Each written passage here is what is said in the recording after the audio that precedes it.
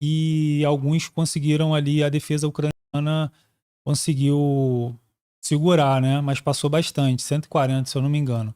Aí depois a Ucrânia manda para lá e o Putin manda de volta, né? Pois é, irmão. Então, A barganha só vai existir quando os dois lados não tem mais interesse na guerra. O dia que o Putin se vê fraco e sabendo que é melhor parar do que continuar, beleza. Mas chegou esse momento? Então, dando sequência, o canal Área Militar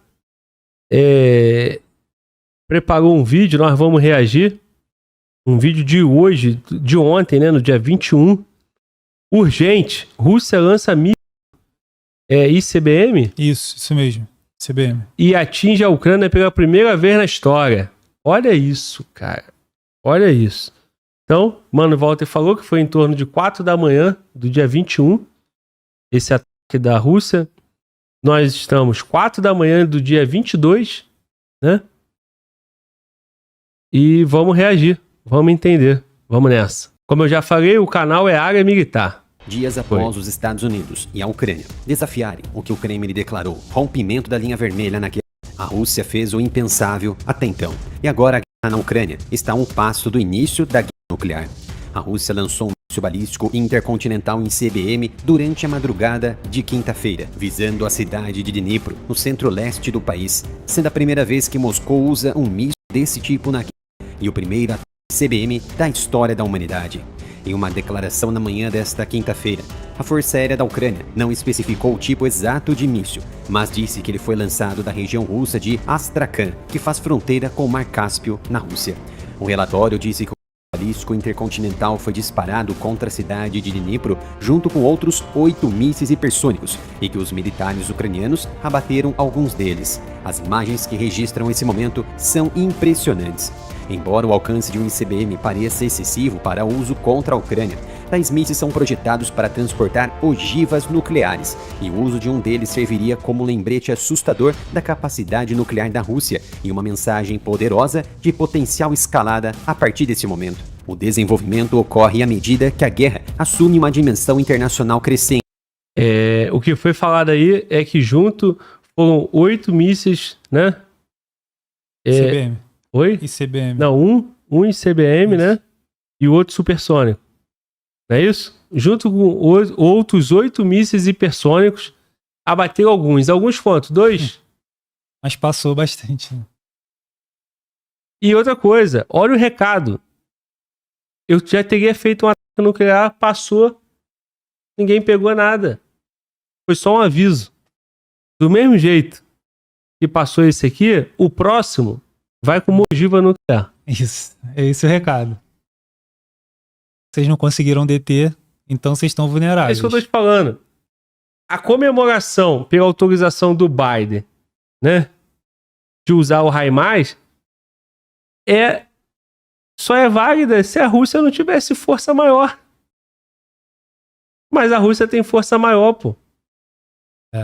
Aí. Não demorou nem 24 horas.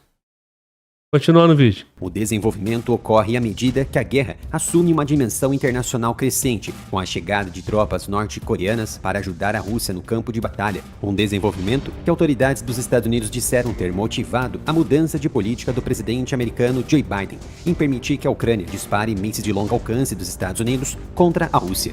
O Kremlin respondeu com ameaças de intensificar ainda mais o conflito. Sem dúvida, esta é a Terceira Guerra Mundial começando.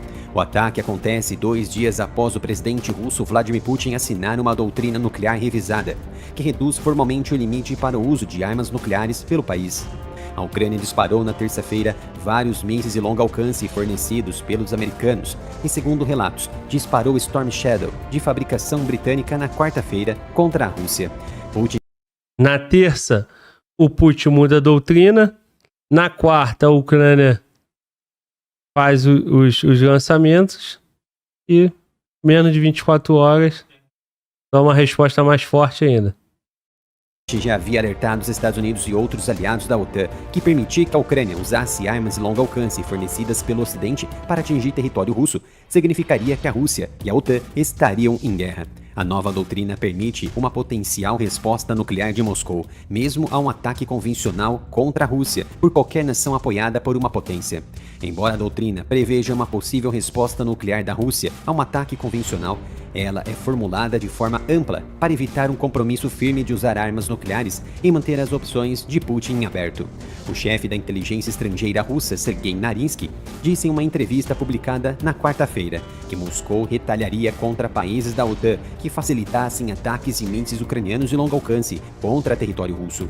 A Rússia então preparou o terreno para usar o ICBM ainda na madrugada de quarta-feira. Isso porque a Força Aérea Ucraniana havia relatado na quarta que a Rússia havia disparado durante a noite cerca de 122 drones de ataque em regiões por toda a Ucrânia, incluindo a capital Kiev. Pelo menos 56 dos drones lançados foram abatidos. Vários mísseis guiados também foram disparados em direção à região de Dnipro, no sudeste, junto com as regiões de Chernihiv e Sami, no nordeste. E um míssil antiaéreo foi... O que é isso aí, mano? Isso é o seguinte, olha só. Eu só não fiz esses ataques antes porque até aqui era brincadeirinha tranquila. Vai avançar o nível? Não tem problema não, toma. Não tem defesa da Rússia aqui. E tem um fato, né? Aí falou assim, a Rússia preparou na madrugada da quarta. Cara, quando ele muda a doutrina, quando ele muda a regra, ele já não sabe, cara. Eu vou mudar, vai acontecer tal coisa, eu vou parar. Ele já não sabe disso. Né? Vamos lá, vamos continuar. Foi disparada em direção a Kharkiv e, ao que parece, atingiu um local crítico ucraniano. Isso enfraqueceu os sistemas defensivos, ou a Rússia encontrou alguma vulnerabilidade para usar o míssil ICBM na madrugada de hoje. Parece que a China havia recebido informações privilegiadas desse possível ataque russo. Isso porque, horas atrás, em todo o dia de quarta-feira, a China pediu oficialmente a redução da escalada no conflito. Foi então que na madrugada de quinta-feira, a Rússia aparentemente lançou um único míssil móvel rodoviário do tipo RS-26 Rubes contra um alvo em Dnipro, na região de Dnipropetrovsk. De acordo com as autoridades ucranianas, o míssil atingiu uma empresa industrial não especificada. Dnipro é o lar da unidade de produção de mísseis Pivdemesh, a antiga Usamesh. A análise das imagens do ataque indica que o RS-26 carregava 6 ogivas de reentrada independentes, também conhecidas como MIVs, cada uma delas implantando várias submunições. Este pacote de ogivas é exclusivamente para ataque convencional. A Rússia não havia sido avaliada anteriormente para equipar o RS-26 com uma ogiva deste design. Ao revelar o RF-26 convencionalmente armado, a Rússia então muda a sua natureza qualitativa do conflito, algo prometido pelo presidente Vladimir Putin. Ao que se sabe, o RS-26 é produzido em Votkинsk e avalia-se que a produção do míssil ICBM, que foi interrompida em 2017, foi retomada no verão passado, com taxas de produção estimada em 6 a 8 mísseis por mês. E a Rússia poderia ter acumulado um arsenal de 30 a 40 mísseis RS-26. Embora descrito como míssil balístico intercontinental, o alcance desse tipo, na verdade, depende do seu pacote de ogivas, o que poderia aumentar a sua tonelagem. Se armado com uma única ogiva, ele pode exceder o limite de 5.000 km, usado para diferenciar entre mísseis de alcance intermediário e intercontinental. O RS-26 não entrou em produção em série por causa dessa ambiguidade.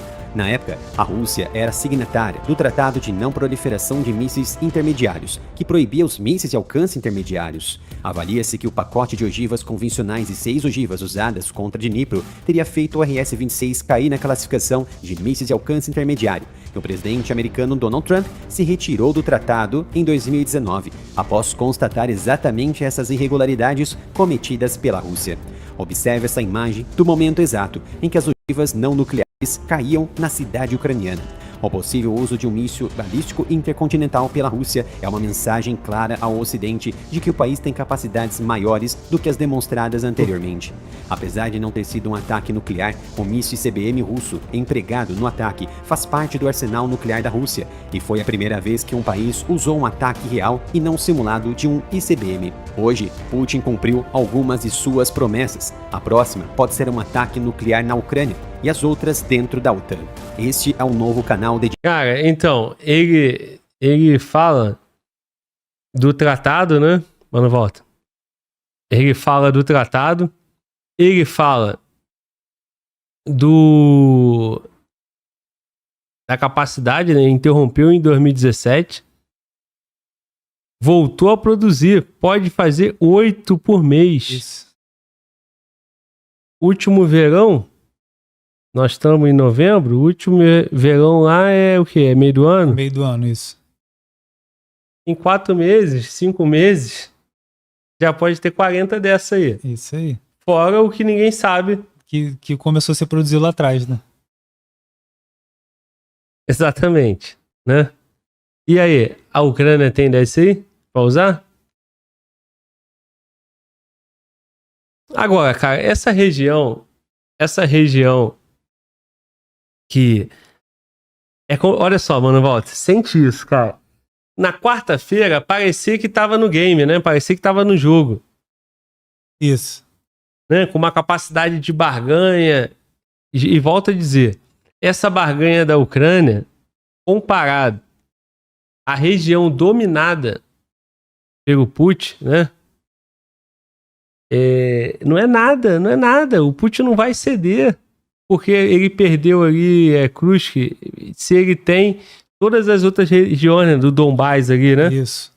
Pode falar. Que dá acesso ao mar, pô. Exatamente. É comércio, né? E aí, com isso,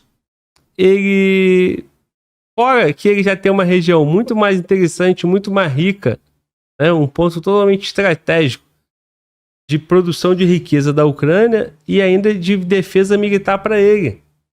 E ele tem armamento militar e força nuclear para poder atacar não só a Ucrânia, quanto outro país da OTAN. O problema é que atacar outro país da OTAN, como termina o vídeo aí, é chamar para o conflito direto o país que foi atacado, né?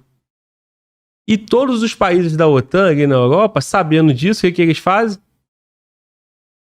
Não se metem. Eles dão ajuda, apoio na OTAN. Equipamento e tal. Mas vai ter um lançamento de um outro país para a Rússia? Claro que não, pô.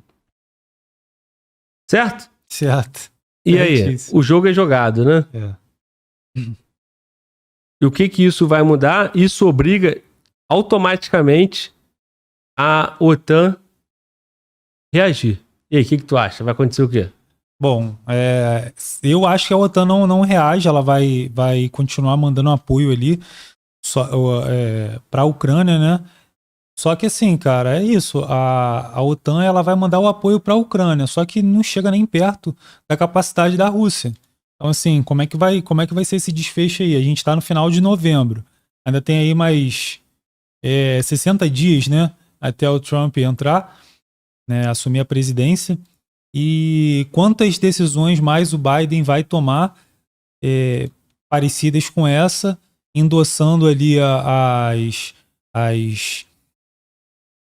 tentativas ali de ataque do Zelensky, né? Assim, ele vai continuar fornecendo, só que a logística é muito ruim. Por mais que tenha a base ali da OTAN ali, próximo na Europa já, o Putin já tá lá, cara. O armamento já tá lá. Tem como a gente viu aí, tem 40 mísseis que foram produzidos no último verão, no mínimo.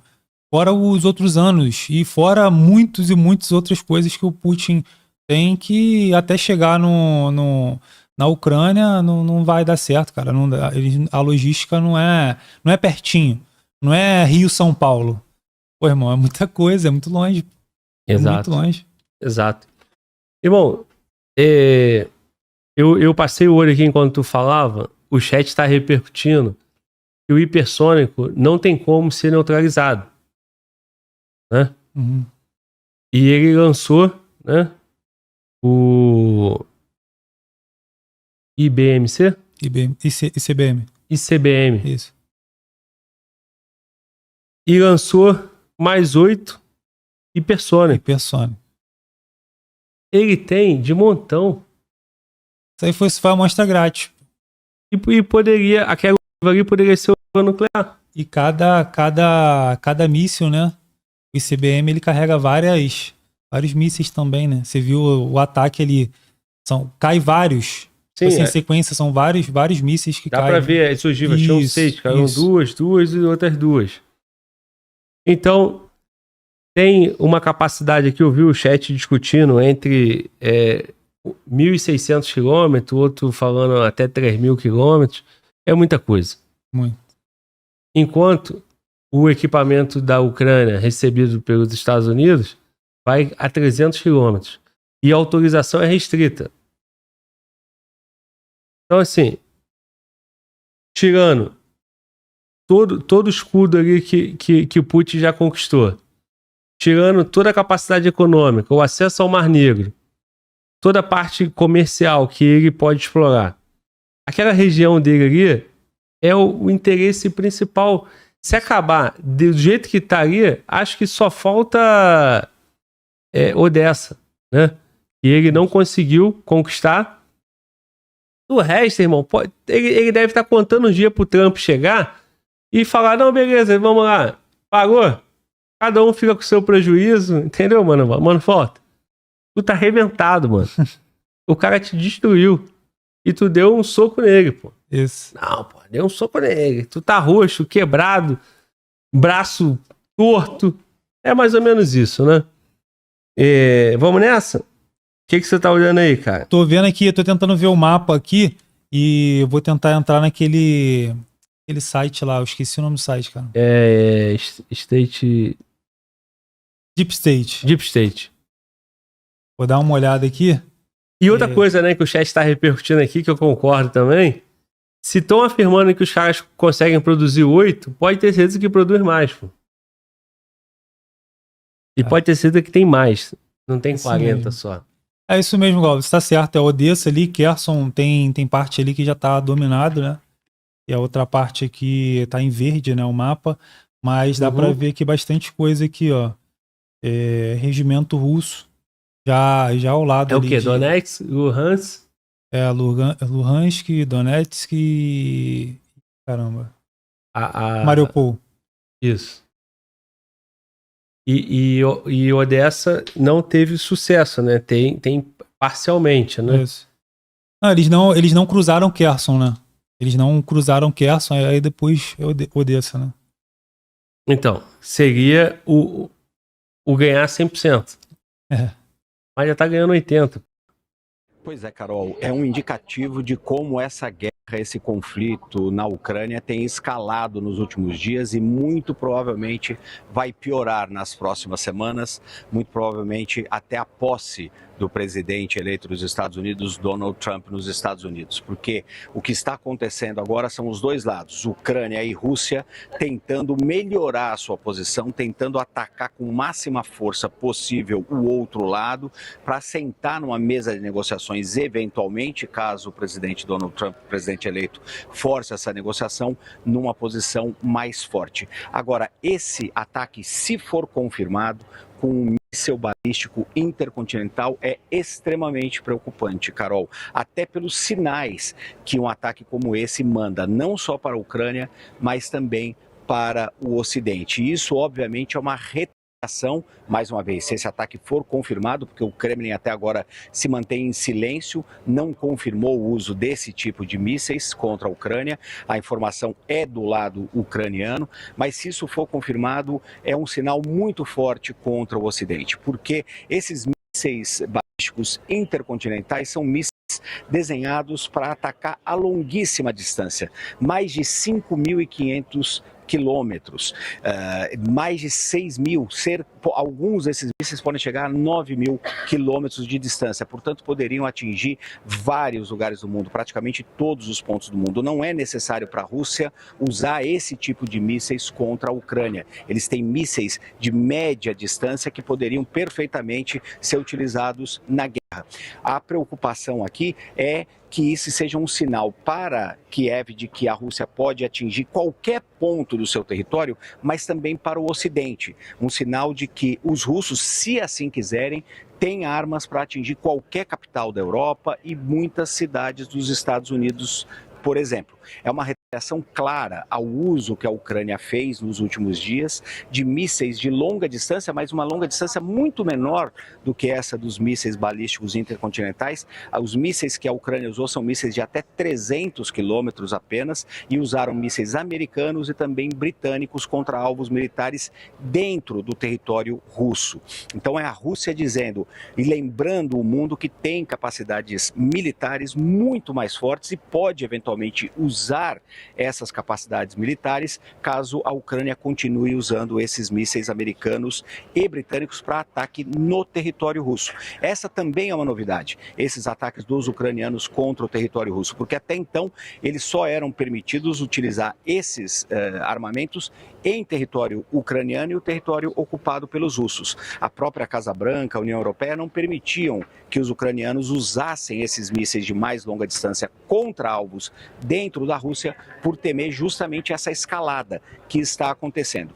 E só para concluir, Carol, esses mísseis balísticos intercontinentais, eles foram desenhados para levar armas nucleares. Eles podem também levar armas convencionais e podem levar várias armas diferentes, várias bombas diferentes dentro do mesmo míssil. Não existe, felizmente, nenhuma indicação de que esse míssil, que a Ucrânia diz ter sido disparado pela Rússia, levava qualquer tipo de artefato nuclear. Estamos falando em bombas convencionais, mas com um extremo poder de destruição. É um recado muito forte da Rússia e um sinal de que essa guerra, infelizmente, vai escalar ainda mais.